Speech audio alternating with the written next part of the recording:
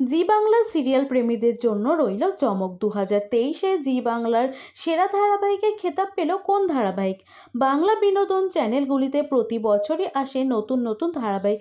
কোনো কোনো ধারাবাহিক টিআরপিতে ছক্কা হাঁকায়, কোনো কোনো ধারাবাহিক আবার তেমন জনপ্রিয়তা পায় না, টিআরপিতে প্রথম 5-এও জুত করে উঠতে পারে না। আর চ্যানেলগুলিতে বছর গড়াতে না গড়াতেই চলে সেরা সেরা বেছে নেওয়ার লড়াই।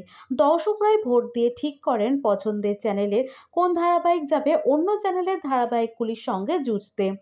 এবছর ভোট পর্ব মিটে গিয়েছে। জি বাংলার সেরা সেরা হয়েছে জগদ্ধাত্রী, নিমফুলের মধু, ফুলকি, ইচ্ছে পুতুল, কার কাছে কই মনের কথা ধারাবাহিক। অন্যান্য ধারাবাহিকগুলিকে টেক্কা দিতে এগিয়ে রয়েছে এই 5টি সিরিয়াল। জানেন কি কে কত ভোট পেল?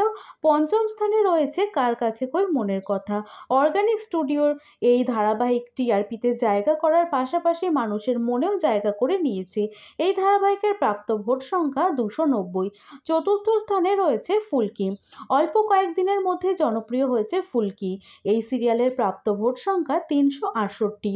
তৃতীয় স্থানে অধিকার সবার প্রিয় ইচ্ছে পুতুল। টিআরপিতে তলানিতে থাকলেও ভালোই জনপ্রিয় এই ধারাবাহিক। প্রাপ্ত ভোট সংখ্যা 580।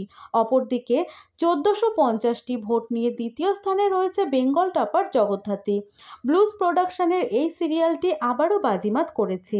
আর এই সব জনপ্রিয় ধারাবাহিককে পেছনে ফেলে সব দিক থেকে বেশি এগিয়ে রয়েছে নিমফুলের মধু। বাকিদের থেকে অনেক বেশি ভোট পেয়েছে এই ধারাবাহিক। ফাইনালে নিমফুলের মধু ও জগদ্ধাত্রী এই দুটি ধারাবাহিকই নমিনেশন পাবে। নিমফুলের মধু ধারাবাহিকের প্রাপ্ত ভোট সংখ্যা 3132। আপনারা কমেন্ট করে জানান আপনাদের এর মধ্যে কোনটি পছন্দের ধারাবাহিক।